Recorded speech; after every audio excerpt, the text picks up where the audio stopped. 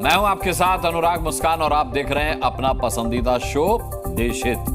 पाकिस्तान के हालात पर बांग्लादेश जो है वो उसके हालात ज्यादा खराब दिख रहे हैं। इस्लामाबाद में शहबाज सरकार के खिलाफ इमरान समर्थकों ने जंग छेड़ दी है। पाकिस्तान की राजधानी इस्लामाबाद को घेरने के लिए पूरे पाकिस्तान से इमरान सपोर्टर्स कल रात को ही कूच कर गए। पाकिस्तानी मीडिया और पत्रकारों ने अनुमान लगाया कि ये भीड़ जो है पीएम शहबाज शरीफ का घर और ऑफिस दोनों घेर सकती है। इस समय पूर्व पीएम इमरान खान जेल में है और उसके बावजूद पाकिस्तान की राजधानी में गदर की आशंका जाहिर की गई है। सलाखों के पीछे से इमरान खान ने शहबाज की हुकूमत उखाड़ फेंकने का ऐलान किया। इमरान की बुलंद आवाज सुनते ही इस्लामाबाद में ढाका वाला डर फैल गया। पाकिस्तान के अलग अलग राज्यों से हजारों लाखों लोग सीधे इस्लामाबाद के लिए रवाना होने लगे और डरे हुए शहबाज शरीफ ने इस्लामाबाद की सड़कों पर कंटेनर की दीवार खड़ी कर दी। अगर शहबाज का बस चलता तो शायद वो पाकिस्तान की राजधानी में कर्फ्यू लगा देते। इस्लामाबाद की बंद सड़कों से शहबाज का डर समझिए, हर सड़क सील कर दी गई है। गाड़ियों का आना जाना तो दूर, इतने ऊंचे कंटेनरों को रस्सी लगाकर पार करने में भी पसीने छूट जाएंगे। कंटेनरों के पास भारी फोर्स तैनात है। इतने जबरदस्त इंतजाम की वजह क्या है? इस्लामाबाद में सरकार और सेना जूनियर शरीफ के साथ है, पर इमरान का खौफ पीछा नहीं छोड़ रहा। रात में ही इमरान समर्थकों का काफिला इस्लामाबाद पहुंचने लगा। कई जगहों पर पुलिस ने उनको रोकने की कोशिश की, पर भीड़ इतनी आई कि पुलिस के लिए संभालना मुश्किल हो गया। आखिर में जलसे का एनओसी रद्द किया गया, पर शहबाज का डर खत्म नहीं हुआ। शहबाज ने इमरान के शक्ति प्रदर्शन के खिलाफ फैसले लिए, जलसे का एनओसी रद्द कर दिया, पर इमरान समर्थक ना डरे ना रुके। उनका जोश लगातार हाई रहा। जलसे में भीड़ को रोकने के लिए शहबाज की पुलिस ने छापा मारकर लोगों को पकड़ना शुरू कर दिया।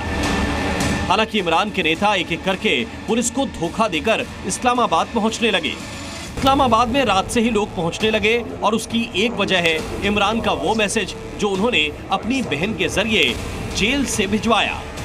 इमरान खुद सलाखों के पीछे हैं, पर उनकी एक आवाज ने इस्लामाबाद में शहबाज को पीएमओ हाउस में कैद होने के लिए मजबूर कर दिया। आज पूरे दिन इस्लामाबाद के सबसे वीआईपी इलाके में सन्नाटा छाया रहा। हालांकि सबको ये डर सता रहा है कि इमरान समर्थकों की भीड़ सबसे पहले इसी इलाके पर हमला करेगी।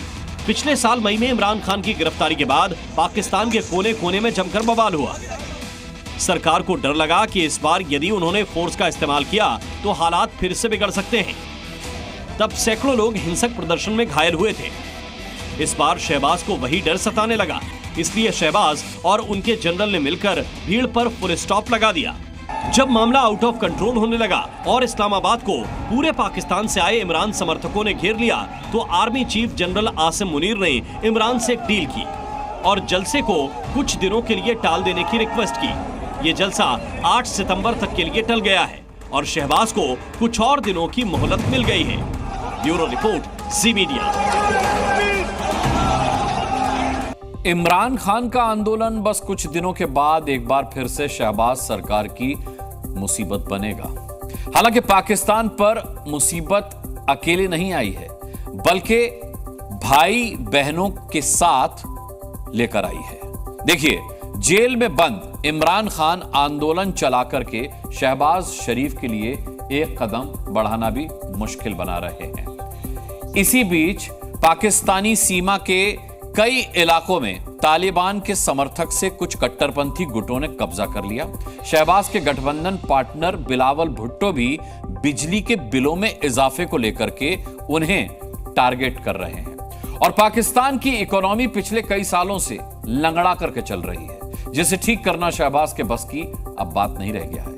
और शहबाज की आखिरी मुसीबत का नाम है IMF, जो अपने दरवाजे पर खड़े पाकिस्तान को एक एक पैसा देने में महीनों का वक्त लगाती है। पाकिस्तान की अपनी हालत तो ठीक नहीं है, लेकिन इस्लामाबाद में खड़े होकर शहबाज शरीफ ने बांग्लादेश की स्थिति पर बयान जरूर दिया है। शहबाज के नए बयान से आप समझ जाएंगे कि तख्ता पलट से सबसे ज्यादा खुशी पाकिस्तानियों को हुई है और लेटेस्ट बयान बांग्लादेश पर पाकिस्तान का नया जहर है। भिखारी पाकिस्तान के पीएम शेख मुजीब के स्टैच्यू के टूटने पर बांग्लादेश को ज्ञान दे रहे हैं।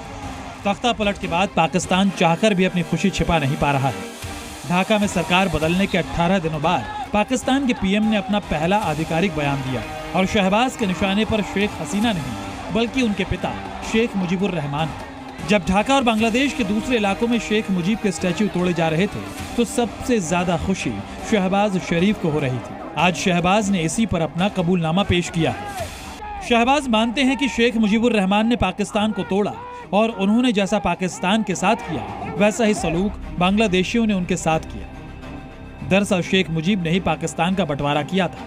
शहबाज की बातों का मतलब समझने के लिए आपको इतिहास में 53 साल पीछे जाना होगा।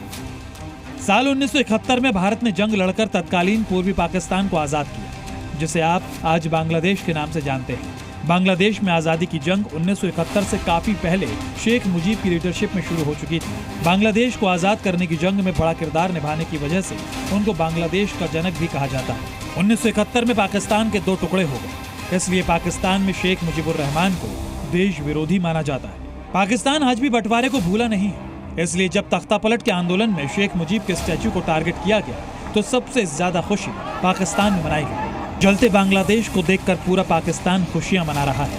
पाकिस्तान को लग रहा है मानो उसने 1971 का बदला ले लिया। सोशल मीडिया पर पाकिस्तानी जनता ने शेख मुजीब के टूटे स्टैच्यू की तस्वीरें शेयर की। एक पाकिस्तानी पत्रकार डॉक्टर शमा जुनेजो ने लिखा, इतिहास गद्दारों को कभी माफ नहीं करता। हालांकि जब शहबाज ने बांग्लादेश को जवाब दिया तब शायद वो अपने मिनिस्टर की बात नहीं सुन पाए। शहबाज के एक मिनिस्टर ने पाकिस्तान की असली पिक्चर लोगों के सामने बयां की, आप भी इसे सुनिए। गद्दारी का सर्टिफिकेट देने वाली पाकिस्तान की सरकार खुद ही अपने मुल्क को धोखा दे रही है। दुनिया वैसे भी पाकिस्तान के बयानों को सीरियसली नहीं लेती, इसलिए शरीफ को बांग्लादेश का जहरीला बयान देने के बदले अपने मुल्क की हालत पर ध्यान देने की जरूरत है। ब्यूरो रिपोर्ट, जी मीडिया। और देखिए, इस वक्त बड़ी खबर आ रही है, बांग्लादेश की तरह पाकिस्तान में भी कट्टरपंथियों के इशारे पर ही फैसले हो रहे हैं। पाकिस्तान का सुप्रीम कोर्ट बैकफुट पर है। 20 अगस्त को सुप्रीम कोर्ट के खिलाफ कट्टरपंथियों का प्रदर्शन होने के बाद अपने ही फैसले से पलट गए सुप्रीम कोर्ट के जज। पाकिस्तान के चीफ जस्टिस ने कहा है कि उनसे गलती हो गई है और अब वो धार्मिक स्कॉलर के तो फैसले का रिव्यू करने की रिक्वेस्ट कर रहे हैं। पाकिस्तान के चीफ जस्टिस ने कहा है कि उनके फैसले की गलतियां अब धार्मिक स्कॉलर बताएं। पाकिस्तान में ईश निंदा से जुड़े फैसले को लेकर चीफ जस्टिस के फैसले के खिलाफ प्रदर्शन हो रहा था, जिसमें सुप्रीम कोर्ट ऑफ पाकिस्तान ने फैसला देकर अहमदिया मुसलमान की रिहाई का आदेश दिया था। देखिए, अब पाकिस्तान के 22 करोड़ लोगों के होश उड़ाने वाली खबर आई है। भारत के 8 साल बाद अब पाकिस्तान में नोटबंदी की तैयारी है। जी हां, स्टेट बैंक ऑफ पाकिस्तान 2024 के अंत तक पाकिस्तान के सभी नोट बदलेगा। पाकिस्तान के स्टेट बैंक ने इसके लिए पूरी तैयारी कर ली है। पाकिस्तान में चल रहे नकली नोट इस फैसले की वजह बताए जा रहे हैं। नए नोट पॉलीमर से बनाए जाएंगे, जिन्हें नकल करना मुश्किल होगा। पाकिस्तान में 5,000 रुपए के नोट पर सवाल उठते रहे हैं। पाकिस्तान में कई बार 5,000 रुपए के नोट को हटाने के सुझाव भी दिए जाते रहे हैं, हालांकि वहां की सरकार ने इससे इनकार किया है। लेकिन पाकिस्तान के लोगों को अपनी सरकार पर भी भरोसा नहीं है। बांग्लादेश में अंतरिम सरकार के मुखिया खुद के ही घर में घेर लिए गए हैं। प्रदर्शनकारियों का एक बार फिर सड़कों पर कब्जा है। हाथ में पोस्टर बैनर लेकर लोग मोहम्मद यूनुस के घर के बाहर प्रदर्शन कर रहे हैं।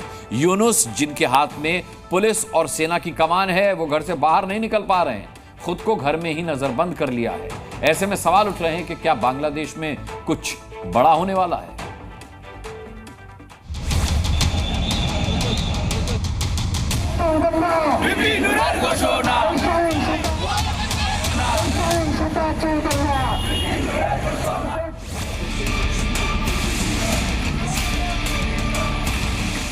क्या यह तस्वीर बगावत की है? क्या यह तस्वीर बांग्लादेश में अगले तख्ता पलट का ट्रेलर है? इस तस्वीर की इतनी अहमियत आखिर क्यों है? पहले इसे समझ लीजिए। ढाका में जिस जगह से इस वक्त सरकार चल रही है, पूरे बांग्लादेश पर हुकूमत की जा रही है, उस जगह पर भारी भीड़ लगी है।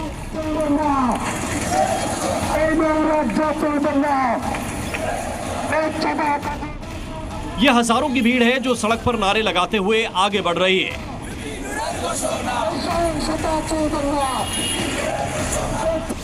इस भीड़ से डरकर बांग्लादेश की अंतरिम सरकार चला रहे मोहम्मद यूनुस अपने घर में कैद हो गए। यूनुस को बाहर निकलने का रास्ता ही नहीं मिला। ऐसा लगा जैसे उन्हें भीड़ ने नजरबंद कर दिया हो। यह भीड़ कैसी है, इस भीड़ में कौन लोग हैं, अब इसका जवाब सुनिए। इस भीड़ में सरकारी कर्मचारी, छात्र, महिलाएं और सरकारी एजेंसियों के कर्मचारी प्रदर्शन कर रहे हैं। सुबह 11 बजे से ही प्रदर्शनकारियों ने यूनुस के घर को घेर लिया।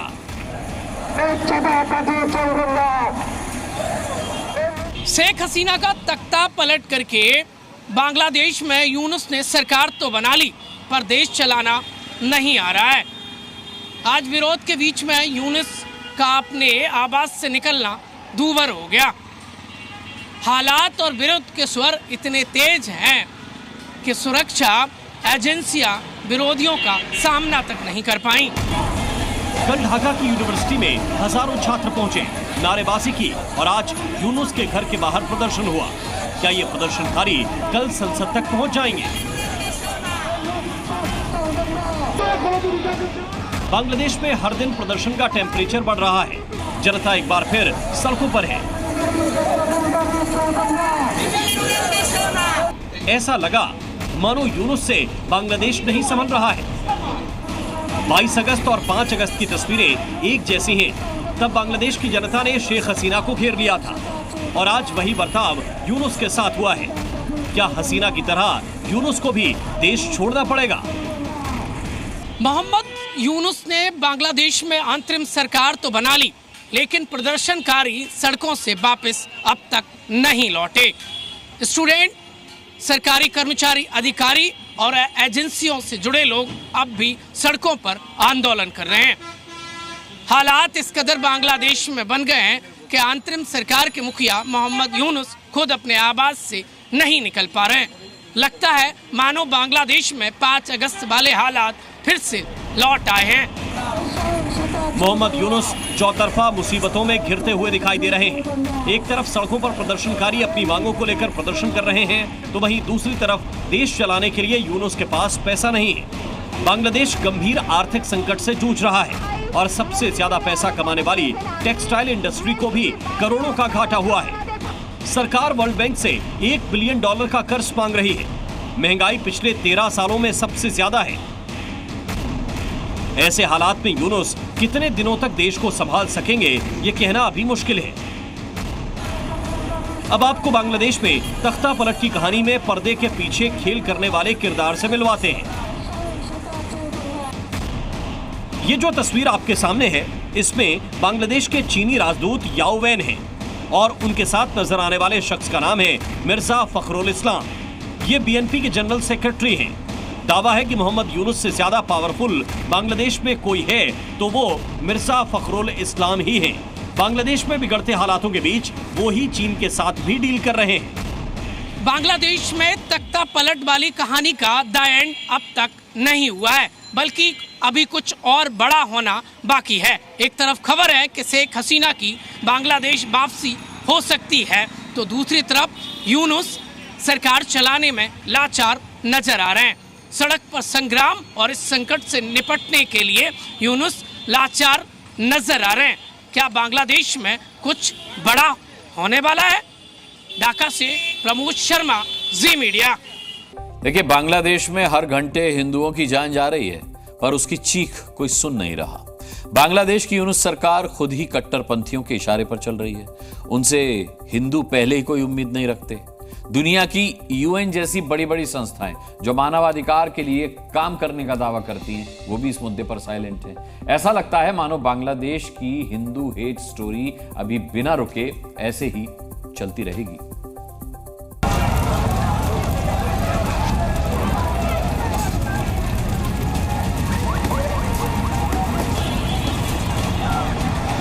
बांग्लादेश के ठाकुर गांव से कट्टरपंथियों की हिंदू हेट स्टोरी के सबूत आ रहे हैं। एक महिला चीख चीख कर खुद पर हुए जुल्मों की कहानी बता रही है। इनका घर उन लोगों ने जला दिया जो बांग्लादेश के हिंदुओं को वहां से भगाने या फिर मार डालने की कोशिश कर रहे हैं। ठाकुर गांव से 450 किलोमीटर दूर ब्राह्मणबरिया जिले में एक हिंदू लड़के की लाश मिली। परिवार का आरोप है कि उस लड़के के मुस्लिम दोस्त उसे लेकर गए थे और बाद में हिंदू लड़के की लाश सामने आई। बांग्लादेश के हिंदू इतने डरे हुए हैं कि वो मुंह खोलने तक को तैयार नहीं। 11 अगस्त को इस हिंदू महिला के साथ गैंगरेप हुआ और अब जाकर ये मामला सामने आया है। बांग्लादेश की पुलिस भी आंदोलन करने वाले कट्टरपंथियों का साथ दे रही, इसलिए कोई एफआईआर तक दर्ज नहीं हुई। ऐसी कहानियां बांग्लादेश के हर इलाके से सामने आ रही। सिर्फ हिंदू ही नहीं, हिंदुओं का साथ देने वाले शेख मुजीबुर रहमान की म्यूजियम को भी नहीं बख्शा गया। जो दंगाई हिंदुओं को मार रहे हैं, उसी भीड़ ने बांग्लादेश के राष्ट्रपति की निशानियों को भी मिटाने की कोशिश की। बांग्लादेश के राष्ट्रपिता कहे जाने वाले और बांग्लादेश के लिए लड़ाई लड़ने वाले शेख मुजीबुर रहमान जो म्यूजियम है वो अब जलकर खाक हो गया है। ये पीछे की तस्वीर हम आपको दिखा रहे हैं। जी मीडिया वहाँ पहुँच गया है बांग्लादेश में। बवालकारियों ने क्या किया, प्रदर्शनकारियों ने आरक्षण के प्रदर्शन को लेकर आग किस कदर भड़की, ये आप तस्वीर देखिए। बेशकीमती महंगी महंगी जो कारें जो शेख मुजीबुर रहमान म्यूज़ियम में रखी हुई थी पीछे, वो प्रदर्शनकारियों ने किस तरीके से इन्हें आग के हवाले कर दिया, सब कुछ जला दिया। ये म्यूज़ियम है, म्यूज़ियम को राख बना दिया, खाक बना दिया, बांग्लादेश की विरासत को बर्बाद कर दिया, कुछ नहीं बचा है। ढाका के इस म्यूजियम के हर कोने में जी मीडिया का कैमरा पहुंचा। जैसा अत्याचार बांग्लादेश के हिंदुओं पर हुआ, वैसे ही नफरत के निशान शेख मुजीब म्यूजियम के हर कमरे में दिख रहे हैं। शेख हसीना के रेजिग्नेशन के बाद सबने तस्वीरें देखी होंगी कि जो यहाँ के लोग हैं, प्रदर्शनकारी हैं, वो लूटपाट करने के बाद सामान को ले जा रहे थे। इस म्यूजियम को भी आग के हवाले किया गया, इससे पूरी तरीके से बर्बाद किया गया और जो ठीक लगा वो प्रदर्शनकारी यहाँ से ले गए। हम वहाँ तक तस्वीरें दिखाने की कोशिश करेंगे जहाँ तक मुमकिन होगा। ये कभी विरासत हुआ करता था, अब सब कुछ बर्बाद नज़र आ रहा है। और जब प्रदर्शनकारी यहाँ से रवाना हुए तो दीवारों पर वो कुछ लिख कर भी गए। वो अपने आतंक की इंतहा की इबारत ये म्यूज़ियम बयां कर रहा है। वो तस्वीरें भी देखिए, आगजनी और लूटपाट करते बांग्लादेशी जो आंदोलनकारी थे और अब सब कुछ आग के बाद राख और खाक हुए वो म्यूज़ियम जो कभी इस देश की विरासत हुआ करता था, जिन्होंने इस देश के लिए लड़ाई लड़ी थी। आग और धुएं के निशान अब भी शेख मुजीब के म्यूजियम की दीवारों और छतों पर दिख रहे हैं, जिसे जलाकर राख कर दिया गया है। मिट्टी में मिलाने की कोशिश हुई। कुछ ऐसा ही हाल बांग्लादेश के हिंदुओं का है और इन दोनों पर बांग्लादेश की अंतरिम सरकार ध्यान नहीं दे रही है। ढाका से प्रमोद शर्मा के साथ ब्यूरो रिपोर्ट, जी मीडिया। अब बात करते हैं कोलकाता में हुई डॉक्टर के साथ दरिंदगी के बारे में। इस मामले में एक के बाद एक खुलासे हो रहे हैं। अब आरजीकर मेडिकल कॉलेज के पूर्व प्रिंसिपल संदीप घोष पर इसी कॉलेज के पूर्व deputy medical superintendent Akhtar Ali ने बेहद गंभीर आरोप लगाए हैं। किसी छात्र के लिए जिस कॉलेज में पढ़ाई की हो उसका प्रिंसिपल बनना बेहद गर्व की बात होती है और ऐसा ही कुछ आरजीकर मेडिकल कॉलेज के पूर्व प्रिंसिपल संदीप घोष के साथ हुआ। कभी आरजीकर मेडिकल कॉलेज के छात्र रहे संदीप घोष, जब प्रिंसिपल बने तो उन्होंने अपने कॉलेज को क्राइम का अड्डा बना दिया, जहां शवों को बेचा जाता था, छात्रों को शराब पिलाना सिखाया जाता था और गेस्ट हाउस को डॉक्टर गैंग ने अय्याशी का अड्डा बना दिया था। देखिए, आपको यह भी बता दूं कि medical service association of doctors के महासचिव उत्पल बंदोपाध्याय ने आरजीकर मेडिकल कॉलेज के पूर्व प्रिंसिपल संदीप घोष पर क्राइम रैकेट चलाने का आरोप लगाया है। उत्पल बंदोपाध्याय के मुताबिक संदीप घोष के इस क्राइम रैकेट से कई डॉक्टर्स और छात्र जुड़े हैं और डॉक्टर की हत्या सुनियोजित है। जानबूझकर इस हत्या को आत्महत्या बताने की कोशिश की गई। प्रॉब्लम जो है आरजीकर में जो हुआ है, ये सिर्फ 9 अगस्त एक लड़की का जो मौत हुआ है, हत्या हुआ है, निधन हुआ है, ऐसा नहीं है। ये एक इंस्टीट्यूशनल मर्डर है रेप। आप ये देखें तो आरजीकर में इन लास्ट फ्यू इयर्स उधर एक करप्शन, एक्सटॉर्शन, दादागिरी, ये सब परीक्षा को लेकर उनका पैसा का लेना देना, ये सब चल रहा था। इसके साथ ये सब सारी चीज़ को जोड़ के एक लुम्पेन का एक गैंग उधर हुआ था, जिसका ये लुम्पेन गैंग का अल्टीमेट वो जो फॉल आउट है ये मर्डर एंड रेप वो लड़की का हुआ है।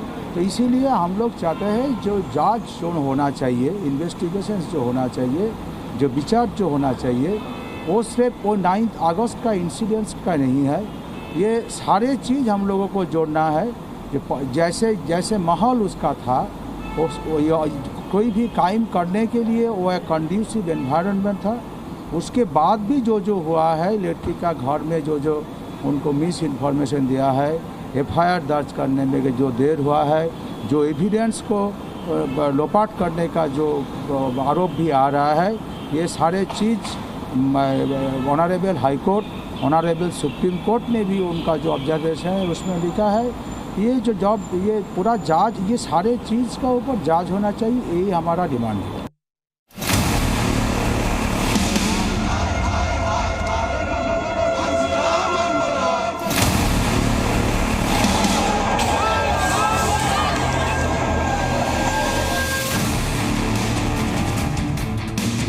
कोलकाता दरिंदगी मामले में बड़ा खुलासा। पूर्व प्रिंसिपल संदीप घोष पर सनसनीखेज आरोप। क्या संदीप घोष डॉक्टर नहीं, एक शैतान है? पूर्व प्रिंसिपल के काले करतूतों का काला चिट्ठा।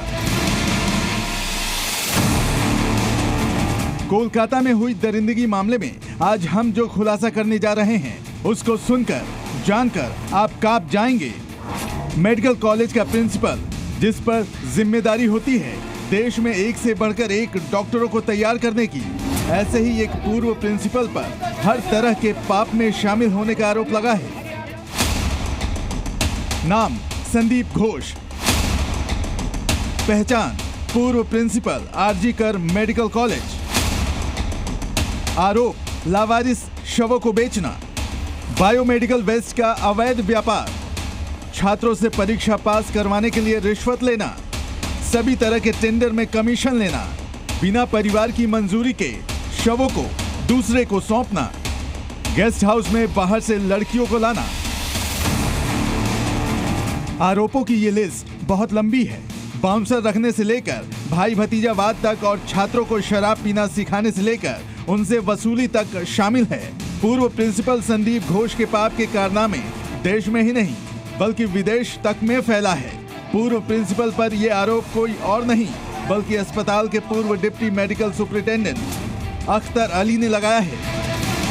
ये आते ही छात्रों के साथ में दुर्व्यवहार किए, उनके पीछे लगते थे, उनको फेल करवाते थे, उनसे पैसा वसूली करते थे। इनके कुछ छात्र थे, पेट छात्र 10-15 जो ये काम करते थे, उनके जो करप्शन थे उनके खिलाफ, ये बायोमेडिकल वेस्ट को रिसाइकलिंग करने के खिलाफ मैं विजिलेंस कमीशन में उनके खिलाफ कंप्लेन किया, एंटी करप्शन में कंप्लेन किया, लेकिन नतीजा क्या हुआ, रातों रात उनका ट्रांसफर हुआ। मगर इस डॉक्टर संदीप घोष का कुछ नहीं हुआ। संदीप घोष से सीबीआई लगातार पूछताछ कर रही है लेकिन अभी तक इसको गिरफ्तार नहीं किया गया है।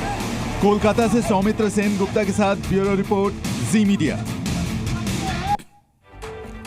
अब आपको संदीप घोष की पूरी क्राइम कुंडली बताता हूं। 10 बड़े आरोप इस पूर्व प्रिंसिपल डॉक्टर पर क्या हैं, एक एक करके जान लीजिए। लावारिस लाशों को बेचना, अस्पताल में शराब पार्टी करना, गेस्ट हाउस में प्रिंसिपल के डॉक्टर गैंग की अय्याशी, छात्रों से परीक्षा पास करवाने के लिए वसूली, छात्रों को शराब पीना सिखाना, कॉलेज की जमीन पर अवैध इस्तेमाल करना, छात्रों को जानबूझकर फेल करना और पैसे वसूलना, गैर जरूरी करोड़ों के टेंडर देकर कमीशन के लिए स्टाफ नियुक्ति में गड़बड़ी करना और मेडिकल वेस्ट को बांग्लादेश भेजकर पैसे कमाना। आपको एक बड़ी खबर भी बता दूं, कोलकाता रेप मर्डर केस में यह बड़ी खबर है। 6 आरोपियों का पॉलीग्राफी टेस्ट होगा। अदालत ने पॉलीग्राफी टेस्ट की मंजूरी दी। संदीप घोष, संजय रॉय के साथ साथ 4 इंटर्न डॉक्टर्स का भी पॉलीग्राफी टेस्ट होगा जिससे कि सच सामने आ सके।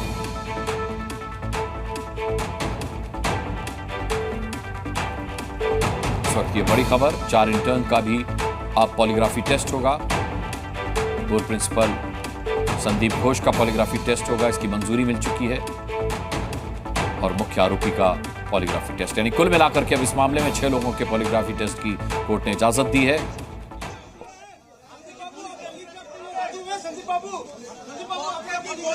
देखिए, कोलकाता दरिंदगी मामले में सुप्रीम कोर्ट बेहद सख्त है और आपको बताते हैं कि इस मामले में आज सुप्रीम कोर्ट में क्या कुछ हुआ।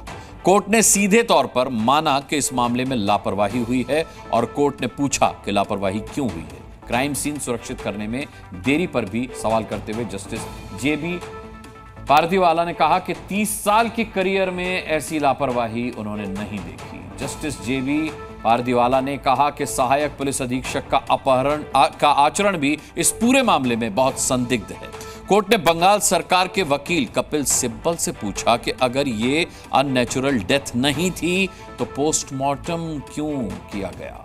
साथ ही ये निर्देश दिया कि अगली सुनवाई में बंगाल पुलिस का जिम्मेदार अधिकारी कोर्ट में मौजूद रहे। सुनवाई के दौरान सॉलिसिटर जनरल तुषार मेहता इस मामले में हुई लापरवाही के बारे में विस्तार से उन्होंने बताया। उन्होंने कहा कि क्राइम सीन के साथ छेड़छाड़ हुई थी, साथ ही अस्पताल प्रशासन ने एफआईआर दर्ज नहीं कराई थी। कोर्ट ने आज ये भी कहा कि ममता सरकार शांतिपूर्ण प्रदर्शन कर रहे लोगों पर कार्रवाई नहीं करेगी। वही कोर्ट ने डॉक्टर्स से हड़ताल वापस लेने की अपील की। उसके बाद आज देश भर में जारी हड़ताल को डॉक्टर्स ने वापस ले लिया।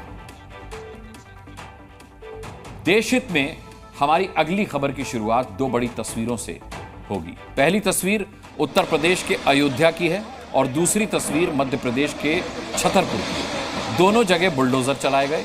अयोध्या में बाबा का बुलडोजर चला और छतरपुर में मोहन यादव का बुलडोजर चला। तस्वीर आप देख सकते हैं। अयोध्या में समाजवादी पार्टी के नेता और गैंगरेप के आरोपी मोईद खान के कॉम्प्लेक्स को बुलडोजर से तोड़ा गया। इसका मैसेज क्या है? मैसेज ये है कि बेटियों पर जो बुरी नजर डालेगा उस पर बुलडोजर चलता रहेगा। मध्य प्रदेश के मुख्यमंत्री मोहन यादव भी योगी के बुलडोजर मॉडल को फॉलो कर रहे हैं। उन्होंने हाजी अली नाम के उस मास्टरमाइंड के महल पर बुलडोजर चलवा दिया जिसके इशारे पर कल के दिन पुलिस के खिलाफ पत्थरबाजी की गई थी। एमपी के बुलडोजर एक्शन पर हमारी वीडियो रिपोर्ट देखने से पहले आपको बाबा के बुलडोजर एक्शन की पूरी रिपोर्ट दिखाते हैं।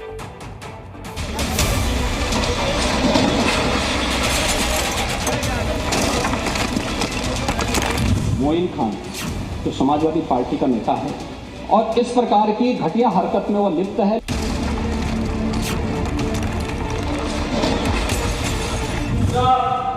किसी बेटी की सुरक्षा पर खतरा आएगा वे लोग दुष्कर्मियों के साथ खड़े होते हुए दिखाई देते। देश की जनता जनार्दन का बाल बांका नहीं होने देगा। यह संकल्प हमें सर्वे बाबूजी के इस तीसरी पुण्यतिथि के अवसर पर लेना ही होगा। बाबा का बुलडोजर मोईद के खान कॉम्प्लेक्स पर बड़े बड़े दबंगों का इलाज कर चुका बुलडोजर आजकल बेटियों पर बुरी नजर डालने वालों का हिसाब कर रहा है। जिस इमारत को बाबा का बुलडोजर अपने पीले पंजे से चकनाचूर कर रहा है, इस इमारत का मालिक मोईद खान है। वही मोईद खान जो नाबालिग से गैंगरेप के आरोप में सलाखों के पीछे है।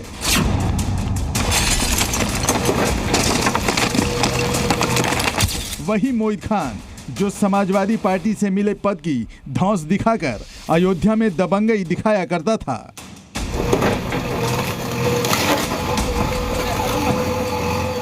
पर बुलडोजर चल रहा है और यहाँ पर आप देखिए सामने आपको ये बुलडोजर गरजता हुआ दिखाई देगा और इस निर्माण को जमींदोज करता हुआ दिखाई देगा, ईंटों को नोचता हुआ दिखाई देगा।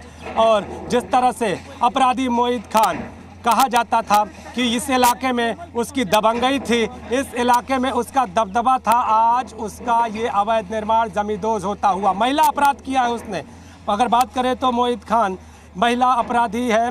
मोईद खान पर आरोप है कि उसने नाबालिग के साथ दुराचार किया है और अब सीएम योगी का ये बुलडोजर उसके इस अवैध कॉम्प्लेक्स पर चलता हुआ, ये देखिए ये फोकलैंड एक एक ईंट को बड़ी ही बेरहमी से नोचकर किनारे पर जमींदोज करता हुआ आपको दिखाई देगा।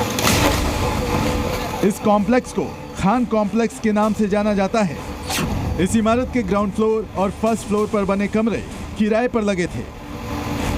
पूरी इमारत खाली कराने का नोटिस पहले ही दिया जा चुका था, आज सिर्फ तोड़फोड़ होना था। तालाब पर अवैध कब्जा था, वहाँ पर भी बुलडोजर चला और वो भी पूरी तरह से जमींदोज हुआ। और आज ये खान कॉम्प्लेक्स ये बोला जाता था यहाँ पर। और देखिए पीछे से इसको इस जेसीबी ने जमींदोज करना शुरू कर दिया है। अब देखिए ये पूरा का पूरा अवैध निर्माण अब जमींदोज हो रहा है। मोईद की उस बेकरी पर तो पहले ही बुलडोजर चल चुका था, जिसमें निषाद समाज की नाबालिग लड़की से गैंगरेप हुआ था। आज उसके शॉपिंग कॉम्प्लेक्स की बारी थी। 3 बुलडोजर समय से मोईद खान के कॉम्प्लेक्स पर पहुंच चुके थे। दोपहर करीब 2 बजे अपने काम में जुट गया और 1 घंटे के बाद पूरी इमारत मलबे में तब्दील हो गई। अब एक बार इस इमारत को पहले और अब के नजरिए से देख लीजिए। इसके बाद योगी का ऐलान सुनाते हैं। आज परेशान है क्योंकि उनकी गुंडागर्दी के स्कोप डबल इंजन की सरकार ने बंद कर दिए। उनकी अराजकता के स्कोप बंद कर दिए गए। उनके एक एक षड्यंत्र को हर एक पग पर रोक करके उतनी कठोरता के साथ रोकने के सारे स्कोप बंद कर दिए गए हैं।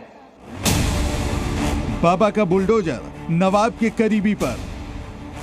अयोध्या की तरह कन्नौज में भी योगी का बुलडोजर तोड़फोड़ में जुटा था। यहां भी नाबालिग से रेप का मामला है और रेप का आरोप समाजवादी पार्टी के पूर्व नेता नवाब सिंह यादव पर है।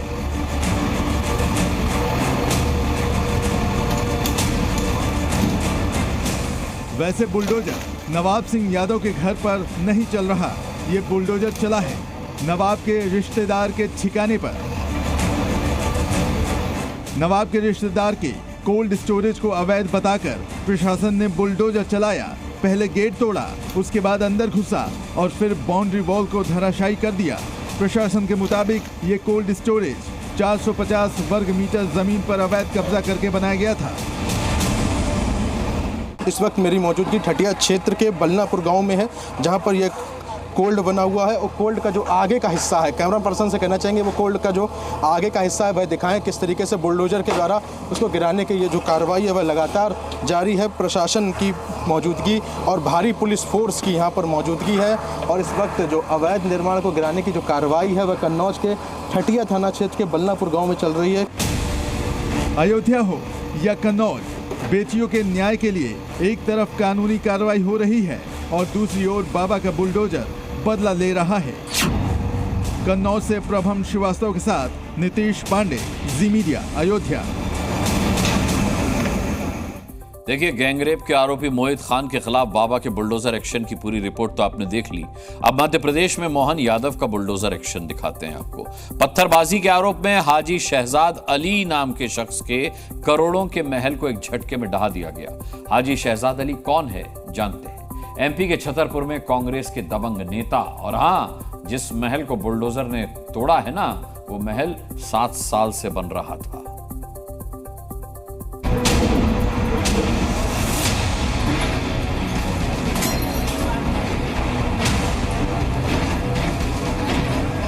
मकान बनाने में समय लगता है, टूटने में नहीं।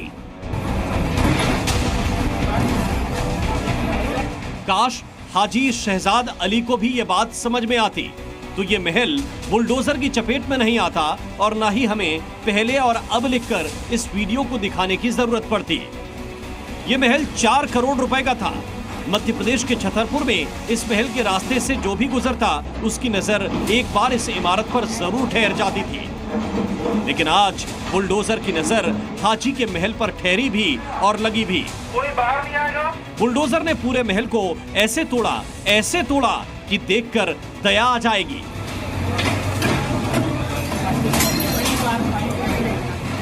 इस महल के मालिक पर तरस आ जाएगा। लेकिन जैसे ही आपको पता चलेगा कि हाजी अली ने किया क्या था और ये बुलडोजर चला क्यों, तब हाजी को लेकर आपके मन में पनपने वाली हमदर्दी अपने आप खत्म हो जाएगी। इसके लिए आपको ये वीडियो देखना होगा। इस वीडियो में छतरपुर कोतवाली थाने के अंदर भीड़ दिख रही है। ये भीड़ पुलिस वालों पर ही पत्थर चला रही है। इस भीड़ में हाजी शहजाद अली भी थे, जिनका मकान आज तोड़ दिया गया। आरोप यह है कि भारत बंद के दौरान बुधवार के दिन शहजाद और उनके समर्थकों ने पुलिस वालों पर ही पत्थरबाजी कर दी।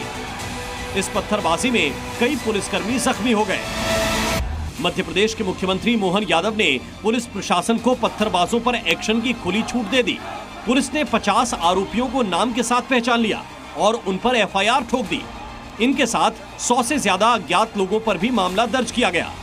25 से ज्यादा पत्थरबाज गिरफ्तार भी कर लिए गए। कुल मिलाकर इन 150 लोगों में हाजी शहजाद अली का नाम सबसे ऊपर लिखा गया था। इसके बाद कुछ कहने और सुनने की जरूरत कहां थी। कई थानों की पुलिस एकजुट होकर हाजी के ठिकाने पर पहुंची। जो सबसे खूबसूरत महल था उसकी घेराबंदी कर ली गई। बुलडोजर बुलाए गए और उसके बाद हाजी का महल मिट्टी में मिल गया।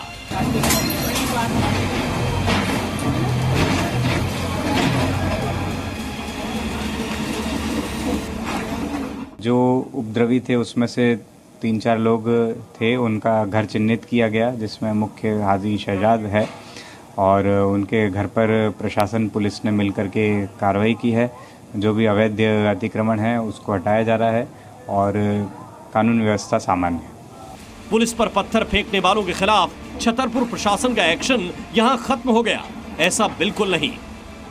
सुनी ना आपने छतरपुर पुलिस की बातें। पत्थरबाजों के मास्टरमाइंड के महल पर बुलडोजर अटैक तो सिर्फ शुरुआत है। 3 से 4 पत्थरबाजों के घर भी तलाश लिए गए हैं। अब वहां बुलडोजर चलेगा, उसके बाद भी सिलसिला जारी रहेगा। ब्यूरो रिपोर्ट, जी मीडिया। देखिए, एक तरफ पुलिस ने कांग्रेस नेता शहजाद अली का महल गिरा दिया, तो वहीं दूसरी तरफ बवाल और पथराव करने वाले आरोपियों का शहर में पैदल जुलूस भी निकाला गया। पुलिस ने 20 से ज्यादा आरोपियों को गिरफ्तार किया है और अब आरोपियों का पैदल जुलूस निकाला जा रहा था तो इन पत्थरबाजों से नारे भी लगवाए गए और ये नारे हैं कि अपराध करना पाप है, कानून हमारा बाप है।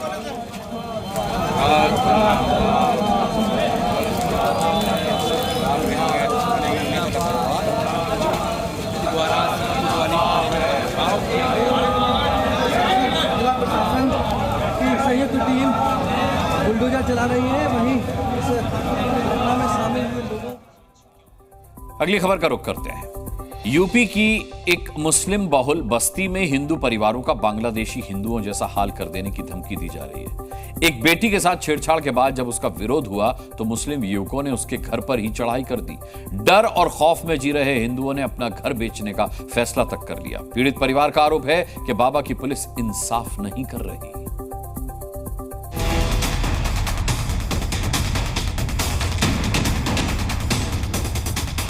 पहला घर, ये मकान बिकाऊ है। दूसरा घर, मकान बिकाऊ है। तीसरा घर, मकान बिकाऊ है। ऐसे ही चौथा, पांचवा, छठा, सातवां, हर मकान बिकाऊ है। ये तस्वीरें हैं बिजनौर के मोहल्ला सराय रफी की। मुस्लिम बहुल बस्ती है जहां हिंदुओं के मकान बिकाऊ हैं, लेकिन मन से नहीं, मजबूरी से। धमकी मिली है कि चुप रहो वरना बांग्लादेश में रह रहे हिंदुओं जैसा हाल कर दिया जाएगा। कहानी की शुरुआत होती है 19 अगस्त से, जब मोहल्ले की रहने वाली एक हिंदू युवती के फोन पर मुजम्मिल नाम का युवक अश्लील मैसेज भेजता है। विरोध करने पर डराता है, धमकाता है, गाली गलौज करता है। लड़की डर जाती है, पूरी बात अपने घर वालों को बताती है। घर वाले विरोध करते हैं तो मुस्लिम युवक अपने सैकड़ों समर्थकों के साथ घर पर चढ़ाई कर देता है। मेरी लड़की के साथ में जो है एक लड़का है मोहम्मद, उसका नाम है मोहम्मद मुजम्मिल जी। उसने व्हाट्सएप पर जो है छेड़छाड़ की है और गंदी गाली लिख के भेजी है। किसके पास? हमारी लड़की के पास। लड़की के भाई और आरोपी मुस्लिम लड़के के बीच फोन पर बहस हो जाती है। मामले को सांप्रदायिक रंग देने की कोशिश होती है। सैकड़ों की संख्या में मुस्लिम युवक मोहल्ले में धावा बोल देते हैं। लड़की के भाई को उसके घर से 200 मीटर दूर ले जाकर पूरी तरह से मारा पीटा जाता है। बांग्लादेश के कट्टरपंथियों की तरह डराया धमकाया जाता है। वहाँ पे मुझे रास्ते में घेरा। किसने? मुसलमानों ने मुझे बहुत मारा वहाँ पे। फिर मैं आ गया गाड़ी खड़ी करने। फिर बाद में मुझे यहाँ से ले गए। फिर मुझे यहाँ पे मारा मस्जिद पे। फिर मुझे मारा नाले पे। बहुत सारे लोगों ने। अच्छा। कम से कम 1000-1100 होंगे। मामला गंभीर था। पुलिस से सख्त एक्शन की उम्मीद थी, लेकिन होता इसका उल्टा है। पुलिस सांप्रदायिक सौहार्द बनाए रखने के नाम पर लड़की के भाई को ही घर से उठाकर ले जाती है। आरोप है कि थाने में भी उसके साथ मारपीट की जाती है। हमारे लड़के को जो गिरफ्तार किया था वो उठा के ले गए थे यहाँ से। क्यों? वहाँ पर पिटाई की तो वहाँ भी पिटाई की। कहाँ? थाने में। तो हमारे लड़के के साथ मारपीट हुई और हमारे लड़के को उठा के ले गए। पीड़ित को ही प्रताड़ित किए जाने की खबर फैलते ही नाराज मोहल्ले के लोग अपने घरों के बाहर लिख देते हैं, ये मकान बिकाऊ है। कई हिंदू संगठन भी इस मामले में मोहल्ले वासियों के साथ आ जाते हैं। मामला बिगड़ता देख मोहल्ले में भारी पुलिस बल की तैनाती कर दी जाती है। आए दिन हमारे साथ यही कुछ होता रहता है, तो हमने तो इसलिए अपने मोहल्ले में मकान बेचने की शर्त दे दी कि हम तो मकान बेच के जा रहे हैं यहाँ से। युवती को फोन पर अश्लील मैसेज, धमकी, भाई के साथ मारपीट, फिर पुलिस की तरफ से भी पीड़ित को ही प्रताड़ित किया जाना। ये सब हो जाने के बाद प्रशासन जागता है। आनंद फानन में लापरवाही बरतने वाले कोतवाल राजेश कुमार को हटा दिया जाता है। एसपी कहते हैं कार्रवाई की जाएगी।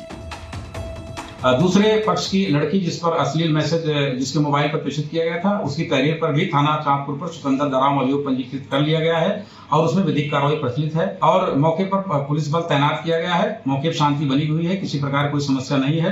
ये दोनों मामलों में विधिक कार्रवाई प्रचलित है। यूपी में हिंदू युवती से छेड़छाड़ का मामला इसलिए भी गंभीर है क्योंकि प्रदेश के मुख्यमंत्री योगी आदित्यनाथ खुद कहते हैं कि छेड़छाड़ करने वाले अगले चौराहे पर पहुंचने से पहले ही ढेर कर दिए जाएंगे। बेटियों की सुरक्षा के साथ अगर किसी ने सेंध लगाया तो फिर यमराज और भी उसकी राह को रोक नहीं पाएगा। तो क्या बाबा का बुलडोजर बिजनौर में हिंदू बेटी को छेड़ने वाले, उसके परिवार से मारपीट करने वाले, डराने धमकाने वाले मुजम्मिल पर भी चलेगा? क्या बांग्लादेशी कट्टरपंथ वाली सोच के खिलाफ बुलडोजर आने वाला है? राजवीर चौधरी, जी मीडिया, बिजनौर। देखिए, यूपी के उपचुनाव को लेकर के अब बैठकों का दौर जारी है। लखनऊ में इसी बीच संघ संगठन और सरकार की एक बैठक हुई। कहा जा रहा है कि इस बैठक में हर उस मुद्दे पर चर्चा हुई जो गिले शिकवे की कहानी लिख रहे थे।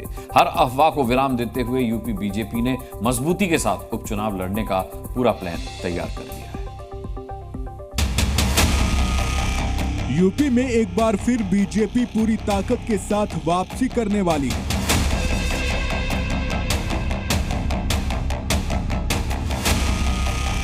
क्या लखनऊ में संघ और सरकार के बीच हुए मंथन में सब क्लियर हो गया?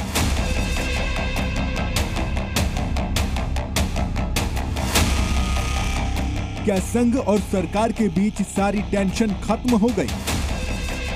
ये वो सवाल हैं जो लखनऊ में हुई संघ संगठन और योगी सरकार के बीच हुई एक बैठक के बाद निकलकर सामने आ रहे हैं। करीब 2 से ढाई घंटे चली इस बैठक में सरकार और संगठन के बीच मनमुटाव को दूर करना बैठक का मुख्य एजेंडा था।